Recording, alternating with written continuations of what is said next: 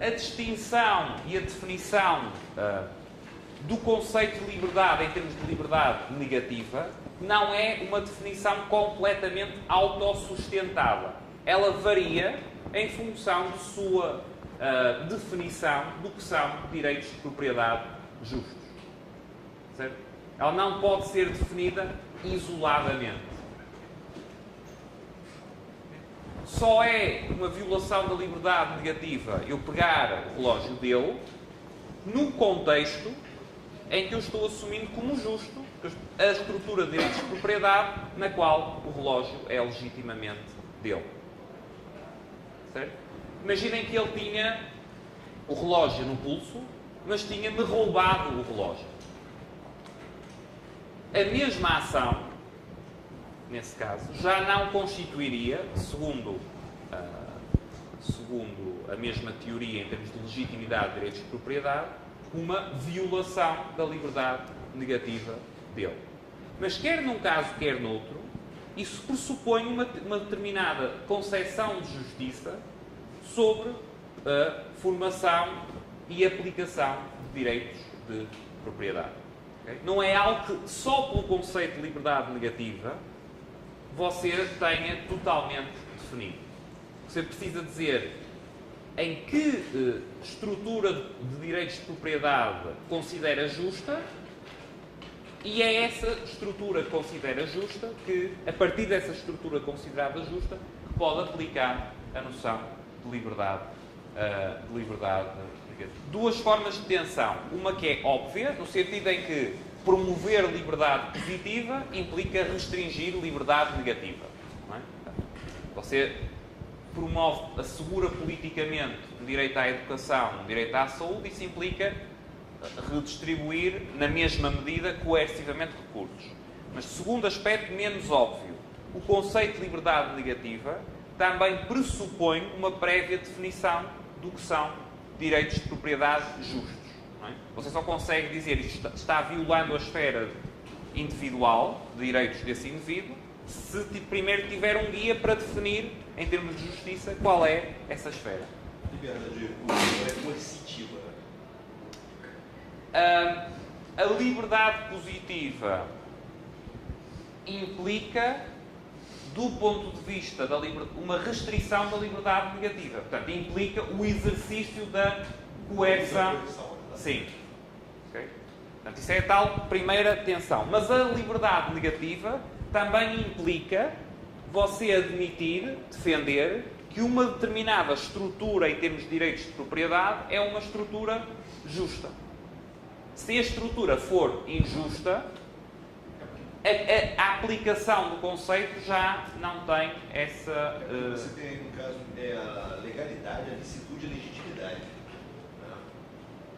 Sim, mas aqui estamos falando em termos de legitimidade. Okay? No caso, a questão da coerção, tanto positivo quanto negativo, você está aplicando a coerção para restaurar o que você julga justo. Só que uma coerção, uma afronta o que a outra considera justo, mas as duas usam a coerção, na sua visão, para restaurar. É esse o ponto. O meu segundo, a segunda fonte de tensão é exatamente essa. Só que a liberdade positiva ela é mais explícita no uso da coerção. Sim. Ao dizer que é legítimo cobrar imposto para financiar isso e tal. A liberdade negativa pode ser identificada com a ausência de coerção só se, e na medida em que você define a estrutura de direitos de propriedade como sendo justa. Okay? Porque depois a preservação dessa estrutura implica também a utilização da força no caso dela ser violada. Legítimo direito de defesa. Mas a definição do que é legítimo pressupõe isso. Exatamente. E diz, quer dizer, vamos imaginar que eu estou ocupando uma parcela, sem querer aprofundar muito a discussão, mas vamos imaginar que eu estou ocupando uma parcela de terra, certo? E ela está registada, etc, etc. Mas há um grupo de quem há um grupo, por exemplo, étnico, de habitantes nativos daquele sítio, de cujos antepassados ela foi tomada ilegitimamente. Quer dizer, qual é que é a liberdade negativa que está sendo violada? A definição disso depende de uma outra... Não pode ser sanada, não pode ser resolvida só pelo conceito de liberdade negativa. Você precisa ter uma teoria que vá dizer quem é o legítimo proprietário, que grupo, que indivíduo é o legítimo proprietário daquela parcela de terra ou daquele relógio. Okay?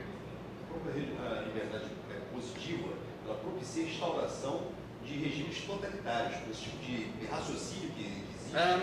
Você acaba querendo tirar a legitimidade das coisas para tentar distorcer a realidade, para atender reivindicações sociais, uma coisa desse tipo.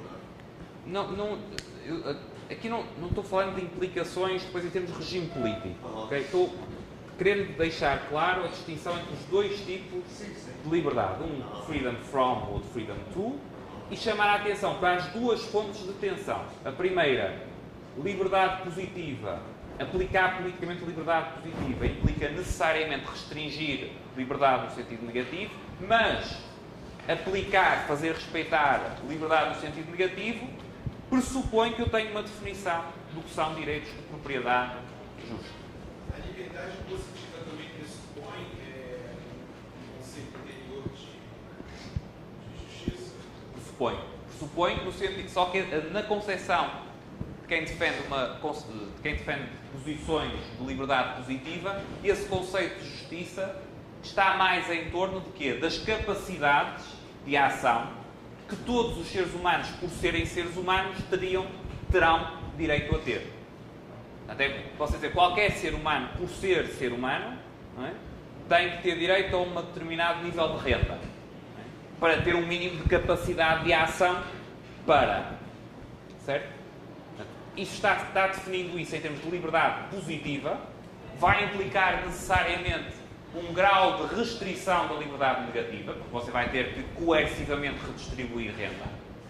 Okay? Mas também está a pressupor que é justo, uma concepção de justiça, aí não sobre diretamente os direitos de propriedade, mas sobre as tais capacidades, os tais recursos que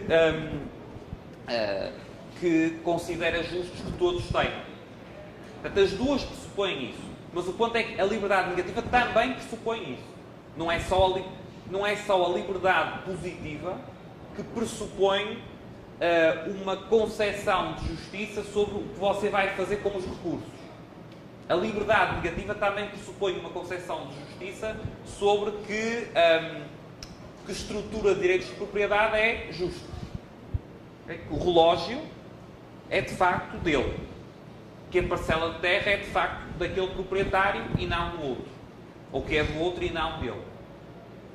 Só depois de ter uma teoria sobre isso é que faz sentido você falar no conceito de liberdade negativa como o conceito de liberdade em termos de ausência de coerção, ou de minimização da coerção, sobre essa estrutura de direitos. No outro dia eu estava lendo um texto do Olavo de Carvalho em que ele criticava o libertarianismo. E a principal crítica dele foi justamente o fato de que, para ele, a liberdade era um conceito vazio em si mesmo, porque ele dependia de vários outros. De certa forma, a impressão que eu estou tendo é que você está corroborando um pouco com esse pensamento. Bem, um pouco talvez. O facto de o conceito de liberdade é interrelacionado, portanto, nesse aspecto eu concordo com o que falou. O conceito de liberdade é interrelacionado. Eu não falei nada. Não, com a posição a que se referiu. Ou seja, eu concordaria que o conceito de liberdade não é independente de outros conceitos, nomeadamente o de uma concepção de justiça sobre direitos de propriedade. Certo? Agora, eu diria também que o facto de ser interrelacionado com outros conceitos, não há nenhuma razão para que isso torne vazio o conceito.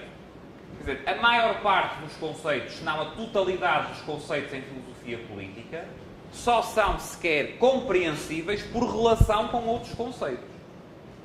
O conceito de igualdade. Igualdade em abstrato é vazio, não é nada. Igualdade só adquire sentido quando você fala igualdade de alguma coisa. Igualdade em termos de alguma coisa. Seja qual for, não estou discutindo concepções de igualdade, não é? Portanto, a mesma coisa se pode dizer em termos de liberdade. O liberdade, por si só, é vazio. Porque está interrelacionado com outros conceitos. Não é? Mas isso é uma característica intrínseca dos conceitos em filosofia política. Não é? Eles não são conceitos que sejam fechados em si mesmos. Quando eu falo capacidades em si mesmo também é vazio.